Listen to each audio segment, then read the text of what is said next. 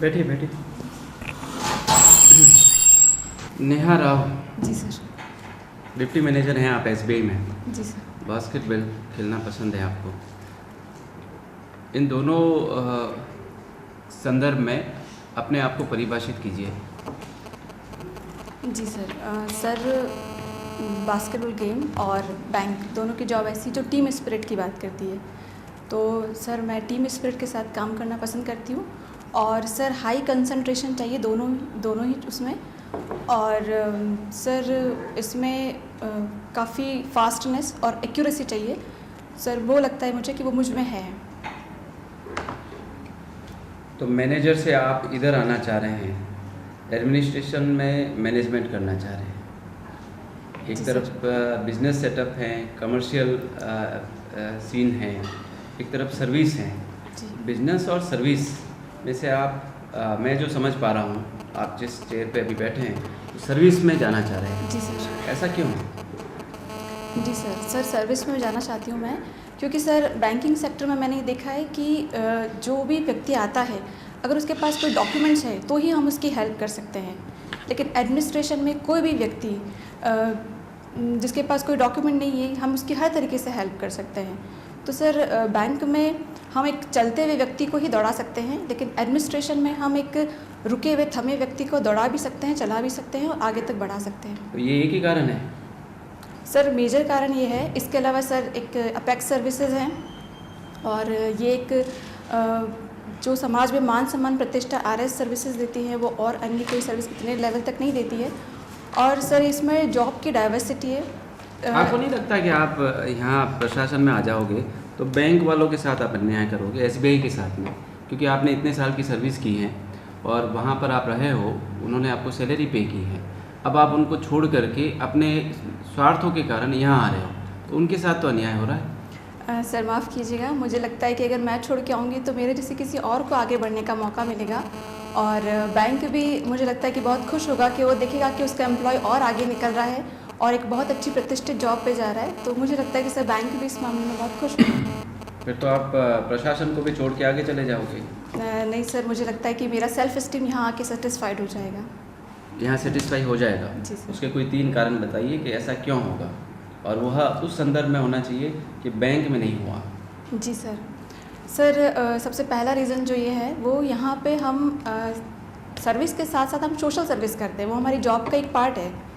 और sir bank एक financial sector तक ही लिमिटेड है, जबकि ये आरएस सर्विसेज कई वास्ट एरिया प्रोवाइड कराती है, कई सेक्टर में हम लोगों की हेल्प कर सकते हैं। और सर तीसरा ये है कि वहाँ बैंक में मैं एक लिमिटेड दायरे में ही देखती हूँ और लिमिटेड डॉक्यूमेंट्स होते तो ही मैं लोगों की हेल्प कर सकती हूँ। लेकिन यहाँ पे सर मैं बहुत तरीके से लोगों की हेल्प कर पाऊँगी। बैंकिंग से आपने ऐसा क्या सीख लिया है जो हमारे काम आएगा? जी सर। सर सबसे इम्पॉर्टेंट टीम स्पिरिट है। और बैंक में सर कई तरह की योजनाएं हैं जो जिसके डॉक्यूमेंट नहीं होते हैं, या फिर जो मैं जिस तरीके से लोगों को जो फाइनेंशियल इंक्लूजन में प्रॉब्लम आती है, वो सर हम प्रशासन में देख सकते हैं कि क्या क्या ऐसे बेसिक मुद्दे हैं जिसकी हम हेल्प कर सकें। जी। आपने अभी सोशल सर्विस बोला। जी सर। मुझे सोशल का मतलब समझना है और सर्विस का मतलब समझना है, और सोशल सर्विस का मतलब समझना है। जी सर। सर सोशल में सर जो भी लोग हैं, सोसाइटी है, वो आते हैं। और सर्विस सर सेवा मीन्स एक जॉब की तरह नहीं, हम उसे एक सेवा की तरह करें। जो भी हमें पॉलिसीज़ गवर्नमेंट इम्प्लीमेंट करने के लिए देती है, अगर हम उसका अक्षरशः और अच्छे से पालन करें, अच्छे से उसको इम्प्लीमेंट करने की कोशिश करें, तो वो सर अपने आप में एक सोशल सर्विस है। नहीं, सर्विस है वो। अभी आपने सर्विस बोला ना, सेवा। जी सर। और सोशल आपने बताया सोसाइटी से रिलेटेड है। सोसाइटी क्या होता है? सर सोसाइटी लोगों से मिल के बनती है, लोगों के इंटरेक्शन और जो भी समाज की व्यवस्था है उसको सर सोसाइटी कहते हैं। तो हम ये मानते हैं कि समाज बहुत सारे लोगों से मिलके बनता है, उसमें एक व्यवस्था होती है जो समाज को चलाती रहती है।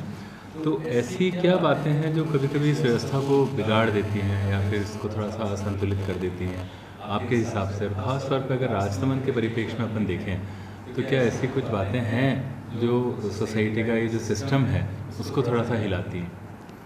जी सर, सर मेरा व्यक्तिगत मत ये है कि सोसाइटी के सिस्टम को हिलाने के लिए जब भी हम कोई भी ऐसा स्टेप सोसाइटी की इच्छा के विरोध में जाते हैं, जैसे कोई एक सिस्टम है जिसमें सोसाइटी कुछ अपने सैंक्शंस हैं, कुछ अपने नॉर्म्स हैं, अगर उसके परे जाके कोई व्यक्ति काम करता है तो उसके लिए सोसाइटी उसके अगेंस्ट में काम करती है।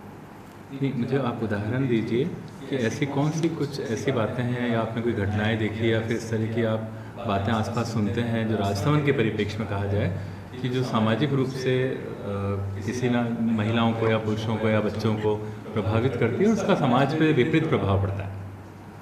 जी सर, सर जो भी क्राइम होता है बच्चों के लिए पॉक्सो एक्ट के अंदर और महिलाओं के प्रति रेप के कुछ केसेस ऐसे जो होते हैं वो सर समाज पे विपरीत प्रभाव डालते हैं। इसके अलावा सोशल मीडिया सर बच्चों पे और महिलाओं पे सभी पे विपरीत प्रभाव डालता है।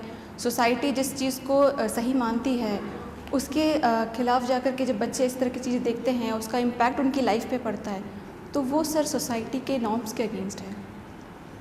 अच्छा, तो अभी सोशल मीडिया तो इन दिनों बहुत पॉपुलर हुआ, पर इससे पहले क्या बच्चों के साथ और महिलाओं के साथ इस तरह का दुर्व्यवहार नहीं होता था या कम होता था?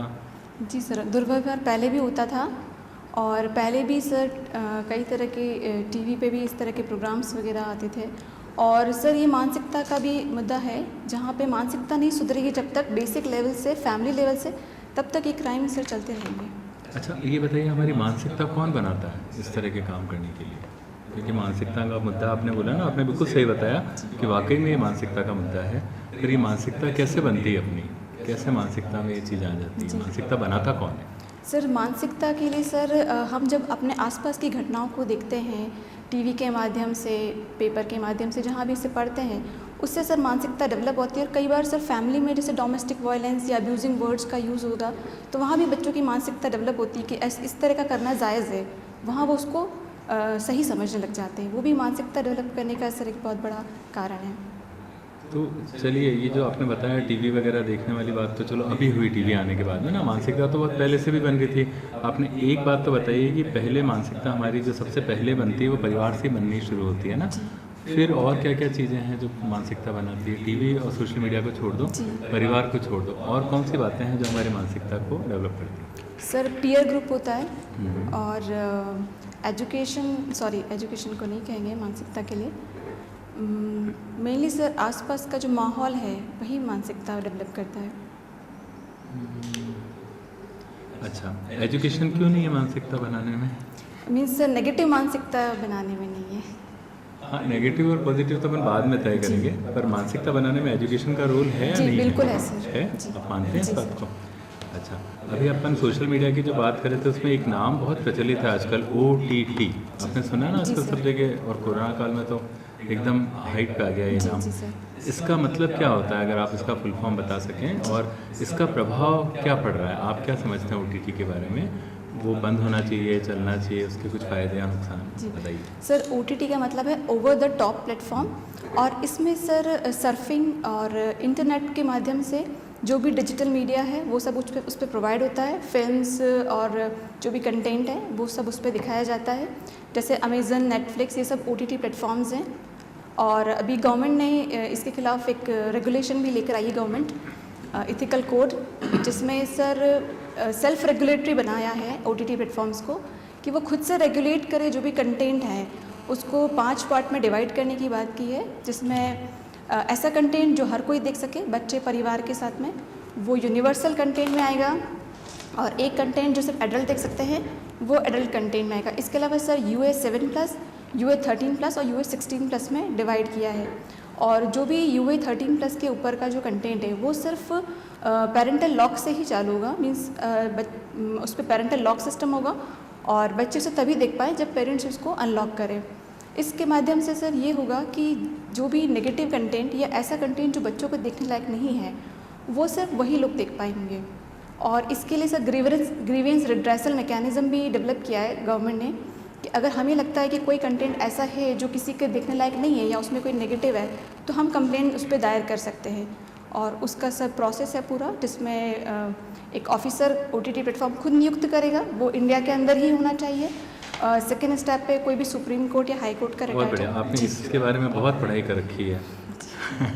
अच्छा, मुझे लास्ट प्रश्न है, मेरा एक अंतिम प्रश्न है, वो ये है कि अगर राजसमंद ज़िले के लिए आप अधिकारी बन जाते हैं तो आपका कोई सपना है कि मैं राजसमंद ज़िले में अधिकारी बनने के बाद इस मुद्दे पे काम करना चाहूँगी जो थोड़ा सा समाज की स्थिति को बेहतर बनाने में मदद करेगा? जी तो किस मुद्दे पे आप काम करना चाहेंगे और कैसे करना चाहेंगे? सर, मैं गर्ल एजुकेशन पे काम करना चाहूँगी क्योंकि मैं राजसमंद की हूँ। मुझे यहाँ लगता है कि हायर एजुकेशन के लिए उतने अच्छे इंस्टीट्यूट्स गर्ल्स के लिए नहीं है। मुझे भी अपनी पढ़ाई के लिए बाहर जाना पड़ा और मैं चाहूँगी कि यहाँ की महिलाओं को दूर नहीं जाना पड़े क्योंकि यहाँ पर ट्राइबल एरिया है, महिलाएँ बाहर नहीं जा सकती हैं। तो सर, मेरा मेन काम मैं इसी डायरेक्शन में करना चाहूँगी। Thank you sir. आप बैंक से हैं? जी मैम। तो बहुत विविधता है, बायोटेक और गोल्ड मेडलिस्ट हुई हैं आप। जी अभी थोड़े दिन पहले शायद मंडे और ट्यूजडे पे बैंक में हड़ताल हुई जी SBI में। जी क्या रीज़न? मैम, ये प्राइवेटाइजेशन के अगेंस्ट था। तो नहीं होना चाहिए? जी मैम, मेरा व्यक्तिगत मत है कि नहीं होना चाहिए क्योंकि गवर्नमेंट ने काफ़ी सारी कमिटीज़ के रिकमेंडेशन के बेसिस पे ये स्टेप उठाया है, तो मुझे लगता है कि मैम ठीक है ये। अच्छा, तो ये जो 3 टर्म हम यूज़ लेते हैं LPG, जी मैम। तदारीकरण, निजीकरण और वैश्वीकरण, तो ये क्या पब्लिक वेलफेयर स्टेट की कॉन्सेप्ट को इफेक्ट करते हैं? Ma'am, public welfare. लोक कल्याणकारी जो राज्य है जी मैम। वो अलग चीज़, और ये भूमंडलीकरण, तदारीकरण, निजीकरण, अभी हड़ताल से निजीकरण के विरोध भी, जी मैम। दोनों में कुछ रिलेशन है, कोई इफेक्ट करेंगे? निजीकरण हो जाएगा तो क्या पब्लिक वेलफेयर स्टेट की कॉन्सेप्ट को कुछ धक्का पहुँचेगा? क्या reason? Ma'am, public welfare state LPG से प्रभावित होता है, लेकिन LPG करने के फ़ायदे हैं जो कहीं ना कहीं वेलफेयर स्टेट को बढ़ावा देंगे। अगर हम प्राइवेटाइजेशन की बात करें तो अगर प्राइवेट कॉम्पिटिटर्स मार्केट में आएंगे तो अल्टीमेटली जो कस्टमर हैं, जो लोग हैं, उनको बेहतर सुविधाएं मिल सकेंगी। लिबरलाइजेशन, ग्लोबलाइजेशन से बाहर की कंपनीज़ आती हैं और इससे कहीं ना कहीं लोगों के पास ऑप्शंस अवेलेबल होते हैं और उन ऑप्शंस के ज़रिए हम कहीं ना कहीं कल्याणकारी स्टेट की भी बात करते हैं। हालांकि पूरी तरीके से प्राइवेटाइजेशन नहीं हो जाना चाहिए। कुछ गवर्नमेंट कंपनीज़ ऐसी रहनी चाहिए जो इन केस अगर प्राइवेट प्लेयर्स रूरल सेक्टर तक नहीं पहुंचते हैं तो गवर्नमेंट अपने जो कंपनीज़ हैं उनके थ्रू वेलफेयर स्टेट का सपना पूरा कर सके। अभी आपने कहा कि जैसे निजीकरण हो जाता है तो सर्विस अच्छी प्रोवाइड कर सकते हैं, तो अभी आपका एज ए गवर्नमेंट में तो आपको लगता है सर्विस प्रोवाइड ढंग से नहीं है? नहीं जी, नहीं मैम, सर्विस बहुत अच्छे से प्रोवाइड हो रही है, लेकिन जहाँ कंपटीशन हो जाता है वहाँ बेटर हो जाती है सर्विसेज। तो फिर निजीकरण हो जाना चाहिए? मैम, मैं इसमें यही कहूँगी कि M नरसिम्हन कमेटी ने भी यही रिकमेंडेशन दिया है कि निजीकरण किया जा सकता है, लेकिन कुछ 4-5 बैंक्स, बड़े बैंक्स गवर्नमेंट के हाथों में रहने चाहिए। अच्छा, आपने सोशियोलॉजी में MA किया है और ट्राइबल बेल्ट है लगभग जयपुर का काफ़ी कुछ एरिया, राजसमंद का भी कुंभल में। एक ट्राइबल बेल्ट में बहुत प्रथा है, बहुत ज़्यादा मतलब उसको हाईलाइट होता है, लगभग किसी मेवाड़ के बेल्ट में ही है वो। कौन सी प्रथा है वो महिलाओं से रिलेटेड? आए दिन उसमें महिला मोर्चा काफ़ी उसके लिए काम भी करता है और बांसवाड़ा, डूंगरपुर, उदयपुर, राजसमंद के बैकवर्ड में तो ये बहुत ज़्यादा मतलब प्रॉब्लम है। मैम, एक तो डायन प्रथा है जिसमें महिलाओं को डायन बता करके उसको प्रताड़ित किया जाता है। इसके अलावा मैम दीज प्रथा है जिसमें कुछ भी ऐसा लगता है तो वो कोयले से जलती आँख से उनको दागा जाता है। इसके अलावा मैम नाता प्रथा है जिसमें महिलाएं बेच दी जाती हैं पैसे के उसमें।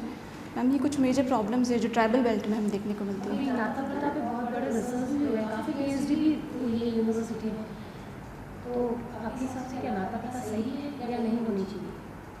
मैम, नाता प्रथा का बेसिक जो कंसेप्ट था वो ये है कि महिला अपनी पसंद से कहीं जा सके और उसके बदले में उसे पैसा मिल सके, महिला को के सम्मान की बात है। लेकिन मैम कई जगह हमने देखा है कि पेरेंट्स उनको बेचने लग गए हैं सिर्फ पैसे के लिए, तो मैम ये गलत है। फिर इसमें इसके अगेंस्ट स्टेप उठाने जाने चाहिए। एक लास्ट क्वेश्चन है, आपके एड्रेस में गिरिराजपुरा लिखा हुआ है जी क्या है गिरिराजपुरा? और गिरिराज काफ़ी प्रश्न से रिलेटेड है जी और ये शायद यूपी में भी जगह जी है, इसके बारे में बताएं। मैम, गिरिराज पर्वत गोवर्धन पर्वत का ही नाम है और मथुरा वृंदावन में गिरिराज पर्वत है जिसे श्री कृष्ण भगवान ने अपनी छोटी उंगली पे उठाया था जब इंद्र के प्रकोप से गाँव को बचाने के लिए। और वैसे मैम क्योंकि श्रीनाथ जी वृंदावन से ही पधारे हैं तो उनका धाम है, इसीलिए एक जो पहाड़ है उसका नाम गिरिराज पर्वत है और वो गिरिराज पर्वत के वहीं मेरा घर है, इसीलिए मैं उसे गिरिराजपुरा कहा गया है। एक लास्ट की एक नाथद्वारा में वो लगाते हैं, वो जैसे द्वारकाधीश में भी लगाते हैं नाथद्वारा, आती है वो दर्शन करने जाते हैं तब सब बोलते हैं एक साथ बोलो हाँ, गिरिराज धरण की जय। क्या बोलते हैं, आती है आपको? मैम गिरिराज धरण की जय बोलते हैं और हुक हुक लटके पूछड़ी के प्यारे ऐसे बोलते हैं। आता है वो मैं बोल? जी मैम।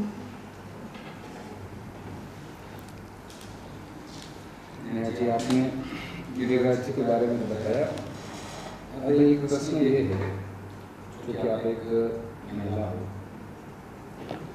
महिला स्वतंत्रता में एक केस आपको मैं बता रहा हूँ।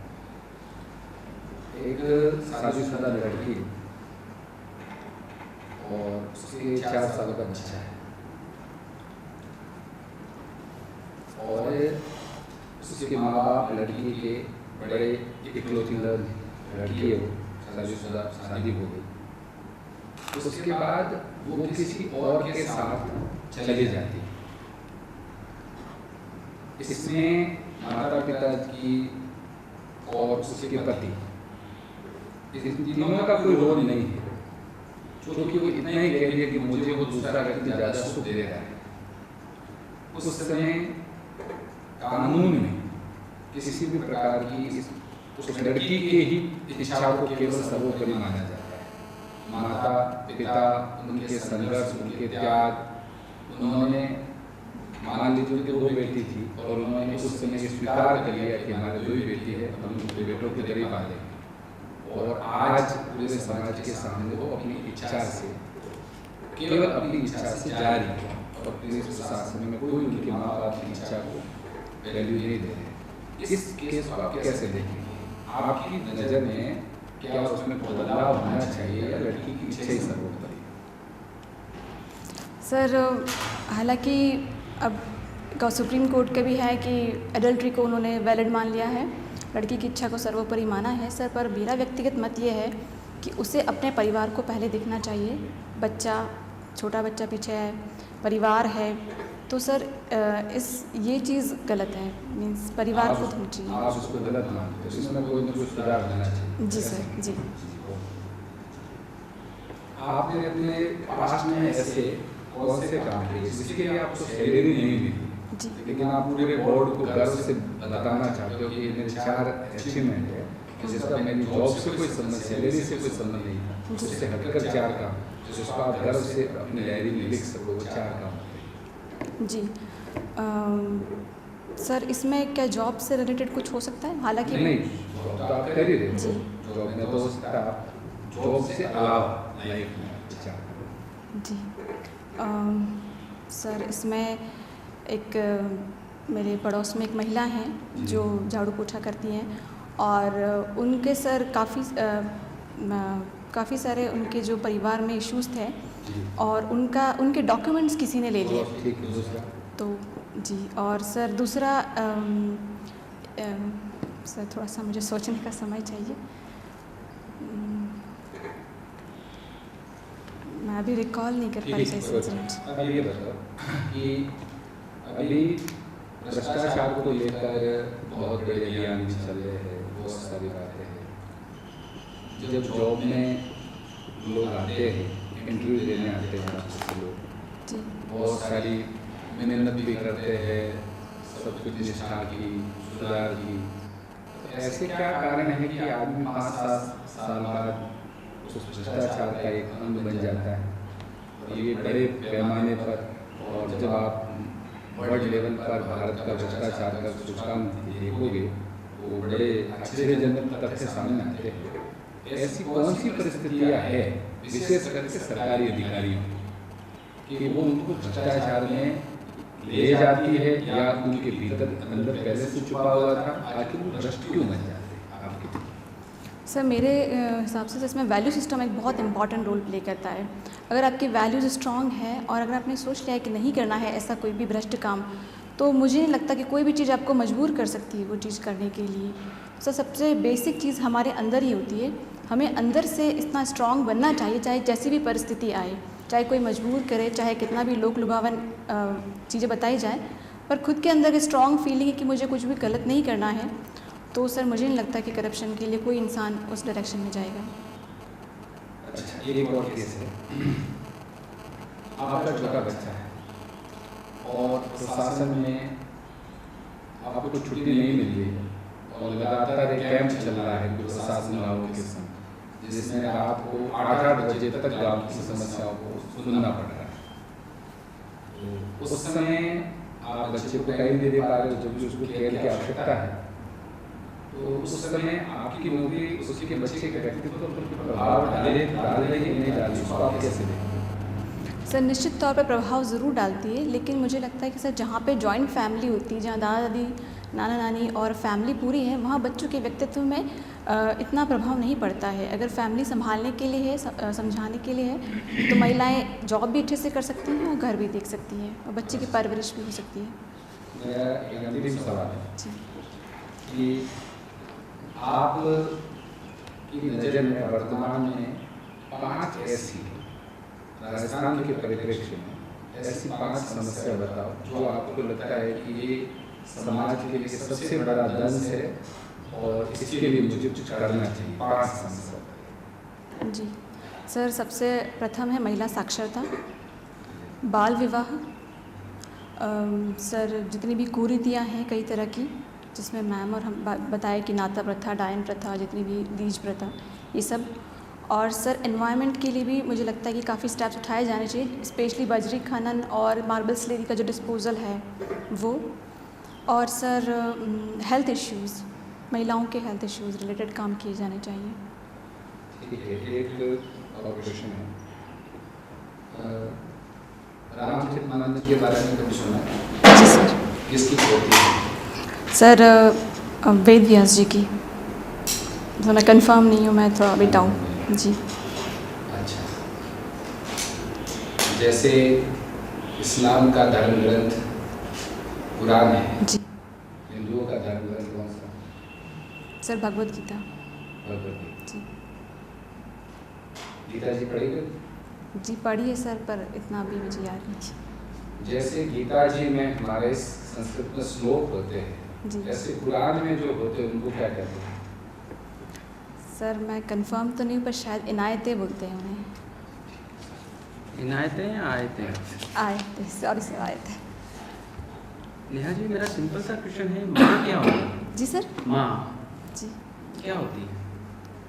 सर जो बच्चा सबसे पहले जिस पर्सन को देखता है और जिससे वो अपनी रूह अटैच कर पाता है, जिसे वो समझता है कि ये दुनिया ही मेरी है, मेरा गुरु, मेरे माता पिता, मेरे भगवान, सब कुछ वही है, वही माँ होती है सर। माँ की नज़र में बताओ, ये तो आपने उसके बच्चे की नज़र में बता दिया, माँ की नज़र में माँ क्या होती है? सर माँ की नज़र में माँ एक ऐसी महिला है जो अपने बच्चे के लिए न धर्म देखती है, न ग्रंथ देखती है, न वक्त देखती है, कुछ नहीं, बस उसके लिए सिर्फ उसका परिवार, उसका बच्चा, वही सब कुछ होता है। वो अपने बच्चे के लिए किसी भी हद तक जा सकती है। ये तो पिता भी जा सकता है। सर माँ की भावनाएं मुझे लगता है कि सर ज़्यादा स्ट्रांग होती है। और एक और रिश्ता है सासू माँ का, जी उसमें क्या अंतर आ जाता है? सर अंतर कुछ नहीं है, समझ का अंतर है। अगर हम सासू माँ को भी माँ के समान माने तो बात एक ही है।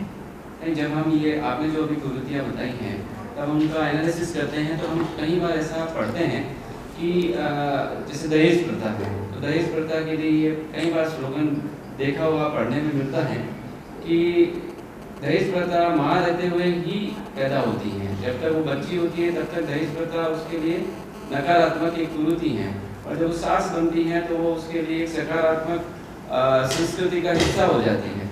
और फिर माँ और सास में क्या अंतर हो गया? जी सर। बताएं क्या विचार है इस बारे में? सर आपकी बात में काफ़ी हद तक सही है, लेकिन मुझे लगता है कि शायद जो सामाजिक स्ट्रक्चर है वो इस तरीके का बना हुआ है कि जब माँ अपनी बेटी के लिए देती है तो उसे लगता है कि मैं अपने बेटे के लिए लूँगी तो मैं अपनी बेटी के लिए दे पाऊँगी। तो आप सहमत हैं कि हाँ, माँ और सास जो है, और जब वो बेटी होती हैं तब अलग नज़र रखती हैं, और वही बेटी जब सास बन जाती हैं तो अलग नज़र रखती है? सर इसमें मेरा पर्सनल मतभेद तो यह है कि माँ और सास एक समान होती है, बस हमारे खुद के नज़रिए का अंतर है। ये तो आदर्श स्थिति हो गई। जी। चलिए छोड़िए, आप जाहिर है यहाँ RS बनने के लिए आए होंगे। जी सर। अगर आपको हम महिला बाल विकास विभाग में एक पद देते हैं, आपका सिलेक्शन इसी पे होता है, आपको DDICDS बनाया जाता है राजस्थान, क्या करेंगे आप? सर मैं ज्वाइन करेंगे जी या आप डिप्टी मैनेजर जहाँ हैं वहीं पर रहेंगे? नहीं सर, मैं बिल्कुल ज्वाइन करूँगी, क्योंकि मुझे एक बहुत अच्छा फील्ड मिलेगा जहाँ मैं महिलाओं और बच्चों के लिए बहुत अच्छे काम कर सकूँगी। तो सर मैं निश्चित तौर पे ज्वाइन करूँगी। आपको पता है दोनों की ग्रेड पे में क्या अंतर है? जी सर, ग्रेड पे में अंतर है। क्या अंतर है? सर SBI में बेसिक ग्रेड पे अभी मेरी 63,000 है, और इसमें महिला विकास में सर शायद 34,000 है। तो फिर Basic ये तो आप फाइनेंशियल जो है जी नुकसान कर सकते हो। जी प्रैक्टिकल सॉल्यूशन नहीं है, आपका ऑप्शन जो है आपने चूज़ किया है वो तो आपका ठीक नहीं लग रहा है। पर सर मैं इसमें एक बात बताना चाहूँगी कि जैसे मैस्लोज़ नीड हायरार्की थ्योरी कहती है कि जब आपकी फिजियोलॉजिकल, साइकोलॉजिकल, सोशल नीड्स पूरी हो जाती है तो फिर सिर्फ आप सेल्फ एस्टीम की तरफ देखते हो। बैंक में सर मुझे मेरी फिजियोलॉजिकल, सोशल, साइकोलॉजिकल सारी नीड्स पूरी हो चुकी हैं, अब मुझे सिर्फ सेल्फ एस्टीम के लिए काम करना है, ना कि पैसे के लिए। तो समस्या यहाँ ये आ जाएगी कि जब आप DDICDS बनोगे, फिर आप छुट्टियाँ लोगे, फिर पढ़ोगे, फिर कहोगे हमें SDM बना दो और दोबारा यहाँ आओगे। समस्या तो यही रहेगी। इसका समाधान क्या? क्योंकि आप पूरा समय अपना उस पद को दे नहीं पाओगे, वहाँ पे आप ना तो खुद को सेटिस्फाई कर पाओगे, ना डिपार्टमेंट के साथ जस्टिफिकेशन कर पाओगे, फिर आप यहाँ आओगे SDM बनने के लिए। सर वैसे तो मुझे यकीन है कि मेरा चयन SDM के पद पे ही होगा, लेकिन अगर उस डिपार्टमेंट में भी होता है तो भी सर मैं उस डिपार्टमेंट के साथ पूरा जस्टिस करने की कोशिश करूँगी। अच्छा, एक अभी जन सुनवाई को लेकर बहुत सारे इश्यूज हो रहे हैं। डिपार्टमेंट हम अखबारों में भी पढ़ते हैं, मीडिया में ये देखने को पढ़ने को मिलता है कि संवेदनशीलता बढ़ रही है, बढ़ाने का प्रयास किया जा रहा है या पारदर्शिता बढ़ाने की बात की जाती है। आप उसी पोस्ट पर रहते हुए, DDICDS रहते हुए ही पारदर्शिता और संवेदनशीलता, जवाबदेहिता, ये सुशासन के जो एलिमेंट्स हैं इनको बढ़ाने के लिए क्या नवाचार करेंगे? मैं केवल 2 बिंदु जानना चाहूँगा, ऐसे बिंदु जो अभी तक लागू नहीं हुए हैं और वो आपकी कल्पना में है। जी सर इसके लिए पहला स्टेप जो मैं उठाऊंगी वो ये कि सर जो भी गवर्नमेंट स्कीम्स हैं जो महिलाओं और बच्चों के लिए चल रही है उसका एक चार्ट फॉर्म में डिपार्टमेंट में लगाया जाए, और उसकी जो प्रोग्रेस है वो भी पब्लिसाइज की जाए ताकि लोगों को पता चले कि कितने लोग लाभान्वित हो रहे हैं। इसका मतलब आप जन सूचना पोर्टल से अवगत नहीं है? जी सर, पोर्टल से मैं अवगत हूँ, लेकिन जो बेसिक लोग हैं, जो गांव के लोग हैं, वो पोर्टल नहीं ओपन कर सकते हैं या उनकी उस तक पहुँच नहीं होती है। अगर वो एक चार डिपार्टमेंट में ही देखेंगे आते जाते हुए तो उन्हें लगेगा कि हाँ ये योजनाएं हमारे लिए बनाई हुई है और इसमें हमको इन लोगों को फ़ायदा हो चुका है और इतने लोग बाकी हैं। तो उनको तो आपका रहेगा कि गाँव का व्यक्ति आएगा, वो पढ़ा लिखा ही नहीं, वो चार्ट को देख के क्या सीखेगा? पढ़ ही नहीं सकता। जब पोर्टल नहीं देखा है वो व्यक्ति वही है जो पढ़ा लिखा नहीं, तो वो समस्या का समाधान हुआ नहीं। दूसरा ऑप्शन बताइए, दूसरा क्या? और सर हम एक जैसे ग्राहक मित्र होते हैं और सखी वन स्टॉप सोल्यूशन टाइप्स में एक कोई पर्सन हम उनके मित्र के रूप में बैठा सकते हैं जो उन्हें आते जाते हुए बेसिक जो भी योजनाएं चल रही हैं उनके बारे में जानकारी दे और उनको मोटिवेट करे कि वो इसका लाभ उठाएं। क्या वर्तमान में राजस्थान सरकार में ऐसा कोई नहीं है? सर माफ़ कीजिएगा, इसकी मुझे जानकारी नहीं है। ये मित्र, सखी, जी ये सभी वो है सर, लेकिन पर्टिकुलर उस डिपार्टमेंट के लिए। चलिए ठीक है, okay. Thank you sir, thank you ma'am.